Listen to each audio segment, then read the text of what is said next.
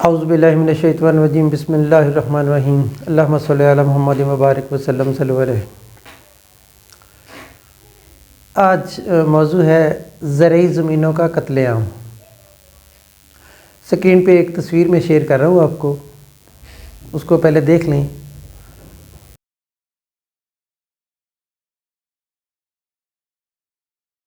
اس میں تذکرہ ہے ایک کسان کا جو بڑی پریشانی کے عالم میں جا رہا ہے، اور پیچھے ہاؤسنگ سوسائٹی کی مشین اس کو ختم کرنے کے لیے، زمین کو ختم کرنے کے لیے آ رہی ہے۔ یہ ایک تصویر نہیں ہے، یہ ایک کہانی ہے۔ اس تصویر کے ساتھ ایک بہت بڑی کہانی جڑی ہوئی ہے۔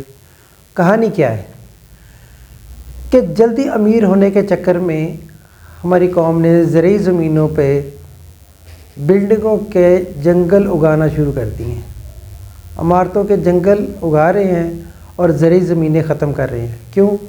کہ ہمیں جلدی امیر ہونا ہے، اور جلدی امیر ہونے کے لیے جتنا بھی جو بھی اثاثہ ہے آپ کا مستقل اثاثہ، اس کو آپ ختم کر رہے ہیں، اور باقی کے معاملات آپ کے سامنے ہیں کہ ایک زرعی ملک ہونے کے باوجود ہم گندم کو، لہسن، پیاز، ٹماٹر تک ہم باہر سے منگوا رہے ہیں۔ ہم اپنی ملک کی ضرورتوں کو پورا نہیں کر پا رہے ہیں۔ کیوں؟ ایک تو ہم نے زرعی زمینوں کا قتل عام شروع کر دیا، اور دوسرا ہمارے پاس کوئی ایسی پالیسی نہیں ہے، کوئی ایسے منصوبہ ساز لوگ موجود نہیں ہیں، یا وہ کچھ کرنا نہیں چاہتے۔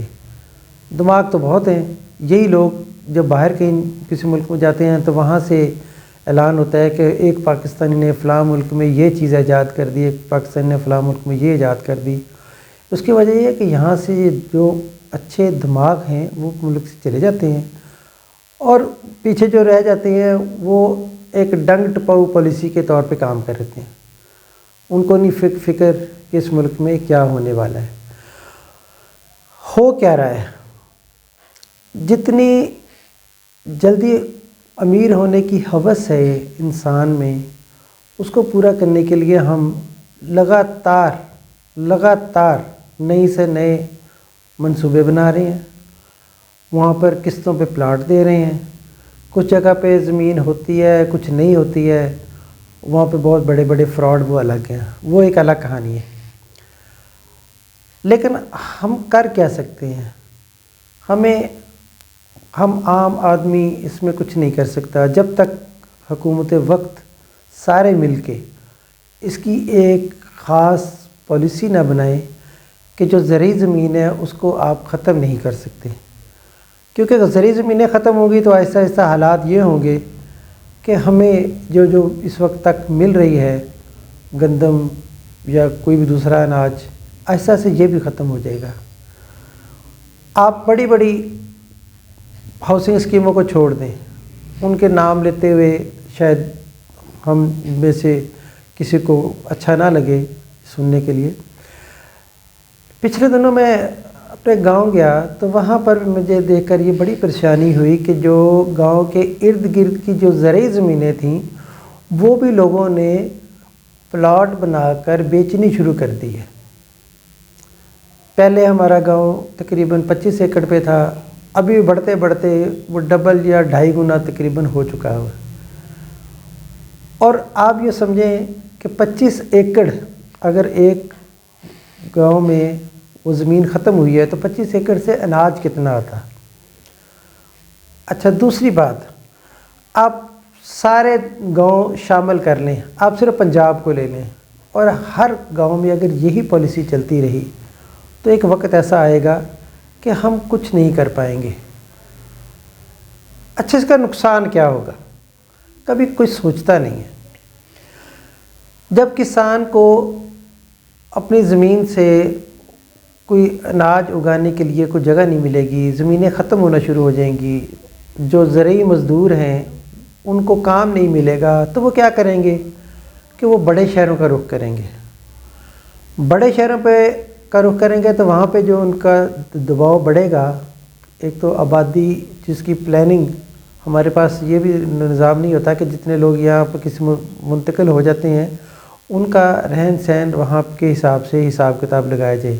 ایسا نہیں ہوتا.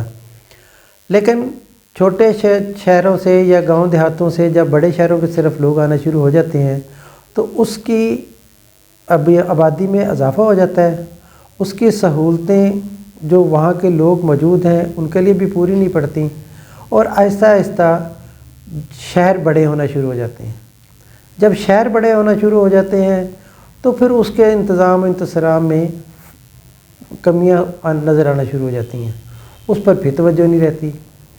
تو ہمیں چاہیے کہ بجائے اس کے کہ ہم زرعی زمینوں کا قتل کریں، ہم اس کے لیے ایسی منصوبہ سازی کریں کہ وہاں پر لوگ مستقل موجود رہیں، وہ زراعت کرتے رہیں. ہم بجائے اس کے کہ ان کو آبادیوں میں تبدیل کر دیں، ہم اس کو زرعی زمینیں رہنے دیں. جو موجود آبادیاں ہیں اس میں کثیر المنزلہ عمارتیں بنانا شروع کر دیں.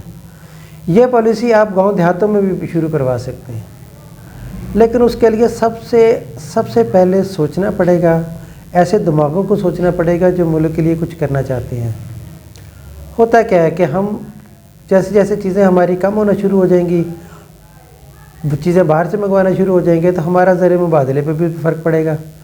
جب ہم کھانے پینے کی چیزیں باقی تو ہم منگوا ہی رہے ہیں، اگر عام آٹا، ہماری گندم، مکئی، کپاس، اس کے متعلقہ چیزیں وہاں سے آنا شروع ہو جائیں گی تو ہمارے ملک کی جو مہنگائی ہے پہلے ہی قابو میں نہیں ہے، آج مزید بڑھنا شروع ہو جائے گی. تو اس پر خاص توجہ کی ضرورت ہے، اور اس کے لیے میں آپ تو جو کچھ سوچ رہے ہیں، ہمارے جو منصوبہ ساز ہیں ان کو بھی سوچنا چاہیے. اس کے لیے جہاں تک ہو سکے اس کو شیئر کریں، لوگوں کے دماغ میں یہ چیزیں آنا شروع ہو جائیں، حکومتی لوگ ان تک یہ باتیں پہنچنا شروع ہو جائیں، تو ہو سکتا ہے کہ ہماری یہ چھوٹی سی کاوش کسی ایک بندے کے دماغ میں، کسی کے کانوں میں پہنچ جائے تو اس کی پالیسی تبدیلی کرنا شروع کر دیں. تو امید ہے کہ یہ موضوع آپ کو پسند آئے گا، اور اس کے لیے ساتھ ہی اجازت دیجیے. اللہ حافظ. پاکستان زندہ باد.